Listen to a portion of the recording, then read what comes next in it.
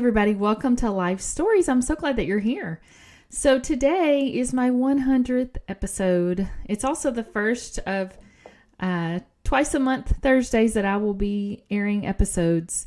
I had an influx of guests, and so they're getting kind of backed up. So now I'm going to start doing every other Thursday. I'll have an episode on Thursdays. I'm so excited to be here. You know, people ask me often if I thought I would be where I am right now when I first started, and the answer is always no. I didn't think that far ahead.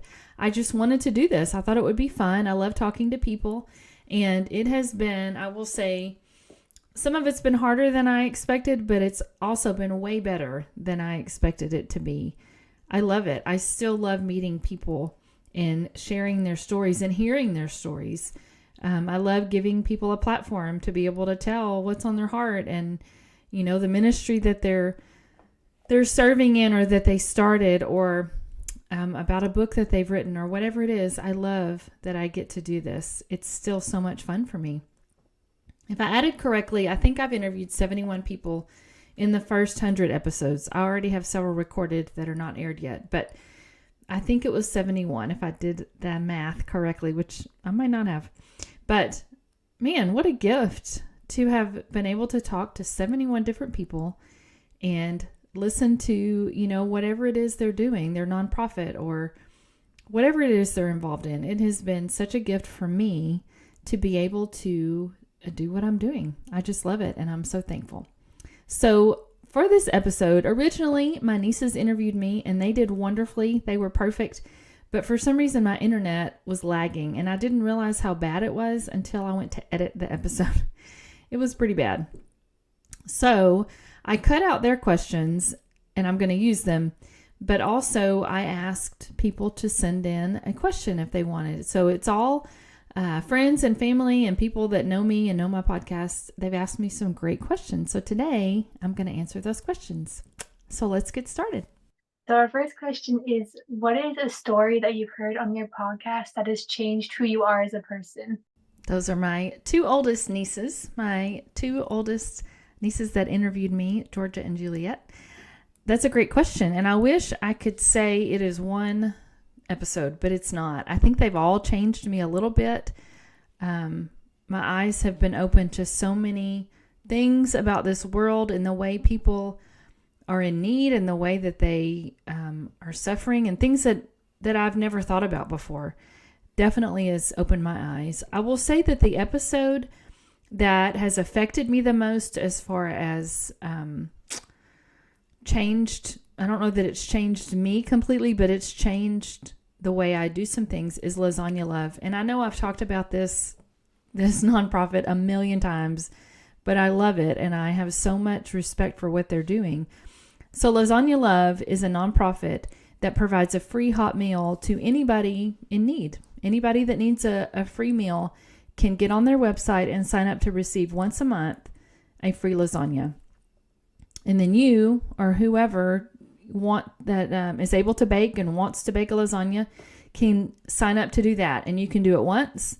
You can do it every week. You can do it every month. I signed up for once a month. As soon as I finished the interview with the very sweet lady that I spoke with, I signed up because it's something easy that I can do to help somebody else. I encourage you to go sign up to do it. Even if you do it one time, it's a gift to be able to do it. So I encourage you to sign up. So thank you, girls, for asking that question. I'd love to ask you a question, Shara. What if someone is looking to start their own podcast? What is one piece of advice you wish somebody would have shared with you before you started your podcast? That is a great question, Michelle. Thank you, my friend Michelle Perzan. There's a lot of things I wish I would have known when I started. You know, I watched a lot of YouTube videos to figure out how to do things. I asked questions where I could. But one of the things I wish I would have known, and I actually shared this with a friend recently. Her daughter wanted to start a podcast, and so we met for lunch, and I talked to her about this. But I would have prepared several episodes in advance, not just written out ideas, which you definitely need to do that, but I wish I would have recorded and edited and had them ready to go before I even posted the first one, because I didn't really know how long I was going to do this. And if I couldn't think of something to talk about, then I skipped a week, and it really broke my heart to have to skip a week. Not that there was anybody, just dying to hear what I had to say, but I wanted to be consistent.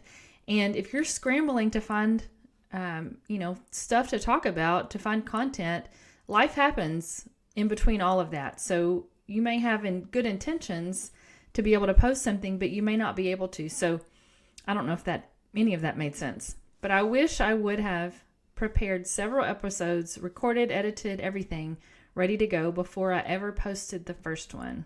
That's what I would have done differently in the beginning. Shara, if you could pick one person that you would absolutely love to have dinner with, who would that be and why? I love this question. I call her our fearless leader of Behind Her Brand, Kimberly DeShilla Spencer, one of my favorite people in the world. Anybody that knows me personally could probably guess the answer to this, but it would 100% be Amy Grant. If I could have one person on the podcast, if I could have meet one person for coffee, if I could have one person over for dinner to just tell them how special they are, how important they are, what they have meant in my life, and learn from them, it would be Amy Grant. I love Amy Grant. I have loved her music since I was a little girl. I had her Age to Age album, and then I bought the Age to Age cassette tape. I still listen to her music all the time. A few years ago, my husband took me for my birthday. She came to Dallas, into a small theater in Dallas, and we were talking about getting tickets, and I said, I only want to go if I can see her face clearly from my seat, which means I want to be in the very front. And so we got tickets on the second row in the pit, which we got to sit down, so that was great. But it was so fun. It was so fun. I mean, I loved it. She, of course, sang all of her hits from the 80s, and it was wonderful. It was something I will never forget. So yes, if I could have one person to meet for dinner, it would be Amy Grant. Absolutely. Hi, Shara. Congratulations on your 100th episode of Life Stories podcast. That's an amazing achievement. So, in response to your call for questions, here's my question for you. Since you have been hosting Life Story podcast, how has it changed you? How has it inspired you? In what ways has it shifted your perspective? I'd love to know the answer, because we know that Life Stories changes things. That was my friend Teresa Cherry Cruz, who was recently on the podcast. She was so much fun to talk to. I think the thing that has changed the most in me is my confidence level. I am definitely more confident than I was when I first started. And I think that's kind of happened with each episode. Each person that I've reached out to, each interview that I've done, each question that I've asked, I think I've gained a little bit more confidence every time. And, I had to gain confidence just to get started, just to do that very first one. I was scared and I was nervous and I didn't know, how it would go or if it would be any good or what would happen. But I'm so glad that I stuck with it, because it is so much better than what I even imagined it would be. So definitely my confidence is the thing that has changed the most in me. Have you ever embarrassed yourself on the podcast? I have absolutely embarrassed myself on the podcast. I stumble over my words all the time. I say things that probably don't make any sense. You don't see a lot of it because I edit a lot of it out. But recently, I believe it was episode 258, I talked to Sean Lemon. Sean was fabulous. He was very knowledgeable of what he was talking about. He has a company that helps individuals and businesses declutter and get rid of chaos with all of their online work so that they have less things they have to manage. He was very, very wise and very helpful. But in the beginning of the interview, I forgot to use my microphone. So in my defense, this is a new microphone, and when I'm not using it, I just push it out of the way so it's not in my way, and I just didn't even think about moving the microphone over. So yes, I embarrassed myself on the podcast, probably more than I should. Hello, baby, and Merry Christmas. I want to know, out of all the years we've been married, raising our kids, what was your favorite vacation and why? That would be my very handsome hubby. If only you could see the bloopers that happened before we recorded that one. So my favorite vacation, we have been very fortunate as our kids have grown up. They're all grown now. But growing up, we were able to take them to a lot of places in the United States. And we, they were not lavish vacations. We stayed with family often, or we drove everywhere. We did it as cheap as we did it as cheap as we could. But we, have been very fortunate to do that. So I'm thankful that we got to take our kids lots of different places. My favorite vacation is not necessarily because of where we went, but it was just the time in my kids' lives that I remember enjoying so much. And I'm guessing they were about, 12, 10, and 8. That would be my guess. I don't remember what year we went, but we went to Colorado and we stayed with family to save some money, and we went to the zoo. I remember going to the zoo. I honestly don't remember anything else that we did, but I just remember having so much fun with the kids because they were old enough to take care of themselves. I didn't have to do every little thing for them, but they were still young enough where they wanted us to spend time with them. Like, they enjoyed hanging out with us. I remember lots of fun conversations, and that to me is the one that stands out. We've been to some great places. We've been to Disney World and Disneyland and New York City. We've been to some wonderful places that were very fun. But that one I think was my favorite. It was probably, that was definitely my favorite. So good question, babe. Hi, Shara. I would love to know, what was the most interesting podcast that you did in the last 100 episodes and why you consider it to be the most interesting? Was it the person you were interviewing, or was it the topic, or something else? So I think the most interesting, I've talked to some very interesting people. The one that stands out to me the most is Arazi Cook. She started a nonprofit called Praline's Backyard Foundation, where she helps find foster families for pets for women who are trying to get out of abusive situations. That one really opened my eyes because it was something I had never thought about before. People are suffering and going through things all over this world, and if we're not familiar with them or their lives, or we don't know everything that people are having to deal with. It never occurred to me that someone would stay in an abusive situation because they are afraid of what will happen to their pet. It really just opened my eyes to that world. And, she said during our interview that animals, when there is abuse going on, animals are aware of it. They are aware of the tension and the trauma. And so they're already traumatized. And so having their owner, one of their owners leave them in that situation, there's no telling what could happen. So that one was definitely the most interesting. That really kind of opened my eyes, and I was glad I got to talk to her and learn about this. Who is your favorite niece? I have 3 beautiful, amazing, smart, talented, fabulous nieces, and they are all just precious to me, but I cannot tell you my favorite. They're all my favorite. I love all 3 of them very much. They're all different personalities and different talents and skills, and they're wonderful. I love being their aunt, but they're all my favorite. Hi, Shara from Life Stories. You had asked us to reach out to you and ask you a question. So the question that I have been pondering on is, since you have started your podcast show, I know you've met a lot of amazing people that have made a difference in the world, in their circle, in their community, and you get to give them a voice to share their impact. One select group that I know you've been working with are authors. This is going to be a hard question now. If you could wrap up into a summary, maybe top 3 points that you feel you have learned from the authors and the books that you have read in the last year, what would those top 3 points be?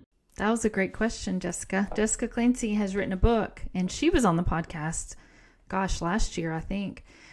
I'm so proud of her and what she's doing, but she entered a contest to have her book turned into a movie. and she won first place. So her book will eventually be turned into a movie. I'm so excited for her. So excited. I'm excited to have heard her story. Her book was great. And it's a story about her life. So I have talked to a lot of authors, and I have learned a lot from each of them, whether it was fiction writer or a nonfiction writer. So the people that wrote nonfiction books that I have talked to on the podcast, there's a few things that I have learned from them. Number one, everybody works differently. You know, I could talk to 15 different podcasters, and we all may have a different style. We all may have a different method of how we do things. I'm at home all day, and so as much work as I put into this, it kind of has to happen in between what I'm doing for my home or for my family. That is my top priority. And so I get this stuff done in between all of that, but somebody else's method may not look like that. They may be in an office somewhere or in a studio, and they, you know, don't have to do the things that I'm doing here. So everybody works differently, and that's okay. You have to do what works for you. Another thing I've learned is that the people that I've talked to that have written nonfiction books, they all wrote those books based on a hardship or something that they learned that they wanted to tell somebody else about.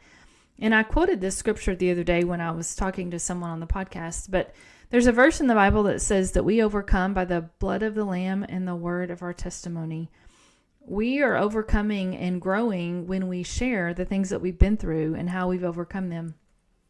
And so I love that these authors have written books to help parents or to help someone who is struggling with something that this author has been through or their family has been through. I think that's very important. I think if we go through hard things and we get through them and we don't tell people about that, I think we're wasting so much, just a wealth of information and help that could be given to someone else. What a waste if you don't share that with someone. So I love that those authors have done that. And it's just a reminder that we all need to do that no matter what work we're doing. And the third thing is, you know, nobody starts off what they're doing perfectly. There's not an author in the world, I don't think, I haven't talked to any of them, who said that they sat down and wrote their first book in one draft and it was perfect, that it didn't need to be edited or changed in any way. Nobody does that. I certainly haven't got it all figured out, and I've been doing this for over 2 years. So nobody does everything perfectly from the beginning, and that's okay. That's okay. How boring is perfection? If you do everything perfectly, that's just boring. So whatever you're doing, whatever you want to do, don't expect it to be perfect right away. Enjoy the process and just know that you're not alone. That's just how everybody is. So that's a great question, Jessica. Thank you. Hey, Shara. So I do have a question for you. What is your dream vacation? And are you the kind of vacationer that needs to have a schedule and things to do? Or are you a relax and chill kind of girl? That is my other friend, Jessica Fields. I love Jessica. Great question. My dream vacation would be a beach, a beautiful beach, which means not a Texas beach. I love Texas. I love being a Texan. I don't ever want to live anywhere else, but we do not have pretty beaches. We just don't. And I grew up going to them and I love them, but they're not beautiful. So I would go to a beautiful beach somewhere with lots of books and absolutely no agenda. No agenda. My idea of vacation is no plan. Just chill out. Go and chill and don't do anything. One time, Aaron and I went on a vacation and we went for 5 days and I brought 5 books and I read all 5 books. And that was just wonderful. It was wonderful. That's my dream vacation, on a beach with the books and no plan. Good morning, Shara. Having known you for quite a long time, I believe that you have kind of an entrepreneurial spirit. And I was wondering if you could talk about some of the other things you've done besides your podcast that has shown that. And that question's from my mom. So I definitely have always had an entrepreneurial spirit. You know, I think in my mind, until I went to my first Behind Her Brain conference, I thought an entrepreneur was someone that started a business. And so Lisa Poyam, my sweet friend Lisa Poyam, who sponsored me to go to that conference, kept telling me that you need to admit you're an entrepreneur. And I kept saying, no, I'm not. But yes, I am. And I've always kind of had that, I'm good at a lot of things. I'm not great at anything I don't feel like. But one thing I am good at is that I'm willing to try. If I have it in my head to try something, I will try it. I mean, I can't. Maybe I'm just stubborn. Maybe that's what it is. But I will try. I'm not afraid to do that. And I may fail miserably, but, I'd rather fail miserably and not regret not ever trying. So some of the other things that I've done, I had a bakery for about a year, and I loved it. I loved baking. I still love to bake. I loved meeting the people that came in. I would love it when women would come in with their friends and drink coffee and just sit and chat, and not even with me. I just loved that they were there. And I loved going to Restaurant Depot and buying 50-pound bags of flour and all the fun ingredients. I love doing that. And I've written some books. I wrote 3 books for girls, young girls, about the Bible and about Christmas and about being afraid. And those are all written in rhyme. And I had a friend do the beautiful illustrations for those. And then I wrote a devotional for girls. And then I wrote the story of our journey with autism from my son's diagnosis until he graduated from high school. And there's some things I would do a lot differently now if I were to write now. But I'm glad that I did those books. And I've done a few little things other than that, but those are the biggest. Those are the ones that stand out. What is your go-to coffee order? My favorite go-to coffee order. I am boring. I do not like sweet coffee. I don't really like sweet drinks. The only time I drink anything sweet is when we go to the movies. I'll get a Coke with our popcorn. That's it. I drink water. Really, I drink sparkling water, a lot of it. And I drink coffee. But even in my coffee, I don't like sweet. I only have half and half. So when I go to Starbucks, I get a grande extra hot latte. That's it. No flavor. I want it extra hot because I do not like lukewarm coffee. And if I get it really, really, really hot, then it stays hot for a long time. But yeah, that's it. Very boring. Okay, Life Stories, here's a question for you. What's the funniest thing that's ever happened to you? Be honest. Tell us the whole story. That is my very sweet Aunt Kelly. Okay, here's the problem with remembering a story from my life. When I turned 50, I can't remember what I did last week. So I had to really think about this. This is the only thing I could come up with. And I mean, I even asked Aaron. He couldn't think of anything.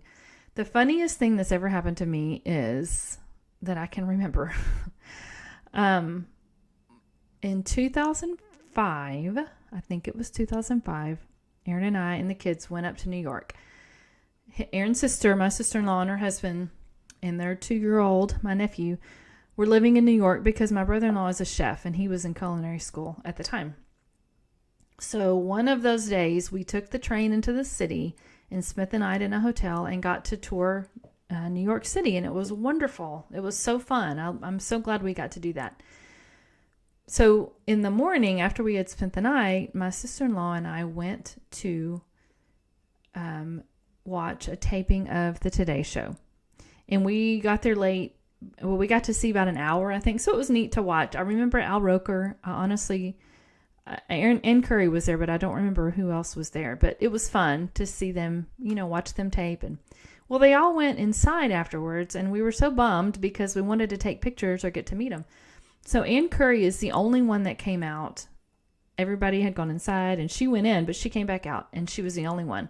So she's taking pictures and talking to people and signing stuff, and we went over to her to take a picture.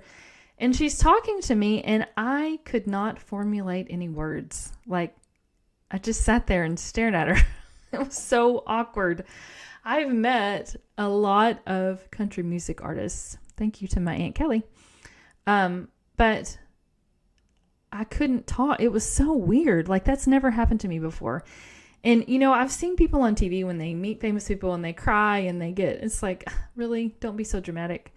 I could not talk. It was so awkward. She just, kept talking and took a picture and moved on, and it was not a big deal to her, but it was weird. I just felt so weird. But that's the funniest thing that's ever happened that I can think of. Hey, Shara. Okay, we've all tried something before that we thought would be a good idea, and it wasn't. What is one thing that you have tried that you were like, I will never, ever do this again? So I was just talking about my bakery, and I love to bake and I loved meeting people, but that is something I will never do again. I will never have my own business like that ever again. I am not a business person. I am a people person. I love the baking and the fun part of it, but I will never do that again. It's too much stress, too hard. Never again. No, I will not own my own business like that ever again. Hi, Shara. How are you doing? I have a question for you. I love your podcast, and I enjoy your different stories and the different missions that people are on. And so, thank you for bringing it to us. So, out of all the new stories that you are hearing, what story has intrigued you the most? I'll say that. What story has really just pulled at your heart and was so intriguing that you were like, this is something so new, something that's needed, and something that's really interesting? Which story was that? I would really like to know. That was my sweet friend Shannon. Y'all need to go listen to her podcast. It's called This Thing Called Wellness. She's so sweet and she's so good at what she's doing. So I wish I had a fun answer for this, but it's not a fun answer. The episode that has pulled at my heartstrings the most will air on January 6th. I spoke with a woman who started a ministry called Compass 31. I will let you go look it up and see what she does and read a little bit about her story. It was the first time I've cried in an episode because of someone else's story. It woke me up during the night thinking about the things that she shared with me, and it definitely changed my perspective about some things. It was the hardest one I've ever done. The hardest. You will be so impressed with this woman and what God has done in her life and the way she's helping others. The way that she's helping others considering what she's been through. I mean, I don't know. I hope everybody listens. It's going to be a really hard one to listen to.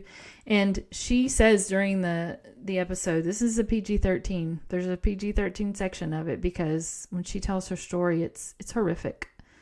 It's really scary. But for her to tell it and to be vulnerable and to show what God has done in her life and in her heart since then, I mean, it blew me away. It blew me away. So yeah, that I wish it was a fun answer, but that's not a fun answer. But it's powerful. It is definitely the one that has affected me in a very, very big way. Hey, Shara. So my question for you is, we know that you love to read, so I would like to know, is there one fictional character in all the books that you have read through the years that you would like to be friends with in real life? And if so, tell us why you would love to be friends with them. That was my very sweet friend, Michelle. That's a great question, and I had to go through my Goodreads list to figure this out. You know, there's a lot of characters that I would love to talk to or love to get to know and be friends with. I told my daughter, so my very favorite book, one of my very favorite books is Dear Mr. Knightley by Catherine Ray, but I said, I don't think I would want to be friends with her because we're too much alike. I related to that book more than a lot of other books just because of that character. But I think the one that I could think of the most was those books right there, which I know you can't see them. Those are the French Twist trilogy by Sandra Bird. And I'm probably old enough to be Lexi's mom because I'm old enough to be everybody's mom for some reason all of a sudden. But Lexi, the main character, is a pastry chef. And y'all know I love to bake. I love making delicious sweet treats. But pastry chef it's different than just making a cupcake. You know, they make beautiful things, and she moves to France and she gets to bake over there and bake the bread and do all the pretty things. And so I would love to be friends with her and get to watch her work and listen to what she does and, you know, meet over coffee. And I think that would be fun. I would like that. What is your proudest accomplishment of your entire life? That is another fabulous question. So, my greatest accomplishment is not this podcast. It is not my bakery. Definitely not my books. I think my greatest accomplishment is my family. You know, if you've heard my story, if you've listened to this podcast for any length of time, I've mentioned many times that I was married and with a baby at 17. Not something I would recommend to anybody. It's been a long road. My husband and I have been married for 32 years, and it has not been easy. Anybody that's been married for 6 months could tell you it's not easy. But we've worked very hard. We've worked very hard on ourselves, and we've worked very hard for our marriage. You know, my kids, I can't imagine life without my children. I can't imagine not being able to text my daughter anytime or send her reels all the time. I probably drive her crazy because I send them all the time, like every day probably. Just talk about anything and nothing. We don't talk all the time, and so when I do get time with her, it's precious. But it doesn't matter to me that I had her when I was 17 and still in school. I don't care. It doesn't matter. She's one of the most important people in my life, and you know, our adult son who doesn't live at home anymore, we got to spend some time with him over Thanksgiving. And, you know, if you're a mom of adult boys, you don't always get, because boys are not often as talkative as girls, I don't always get a lot of conversation on the phone or in texting or whatever. So I can only handle so many, I'm good, I'm fine, love you too, before I need to see his face and hear his voice and know that he's okay. So we got time with him over Thanksgiving, and I needed that. I really needed that. Our youngest son lives with us, so I get to spend time with him every day. And even though he's grown, he's an adult, I still celebrate accomplishments with him. You know, he has autism, and he thinks differently than us. He does things very differently than us. And so I still celebrate victories with him, even though he's grown. And so my greatest accomplishments are absolutely my family. I mean, life is hard, but I'm so thankful for my husband. I'm so thankful for my children and the family that we have. It's not perfect, but to me it's beautiful, and it's perfect for me. This has been a blast. This has been so fun answering these questions. I wish that I had, thought about maybe this a little bit sooner, planned it out a little bit better. But for my next, when I get to 200, I'm going to do this again, and I'm going to plan it out maybe sooner than I did. But thank you for the questions that you sent in. Thank you for listening. I hope I've made you laugh today, and I hope that you will listen. If you haven't ever listened to the podcast before, I hope that you'll start. My website has all the people that I've talked to and the different categories that they're in, and just go look for some great episodes. Go look for some people to listen to, and I hope that you're encouraged, because I love what I'm getting to do, and I'm just going to keep going. Thanks for being here. Have a great day.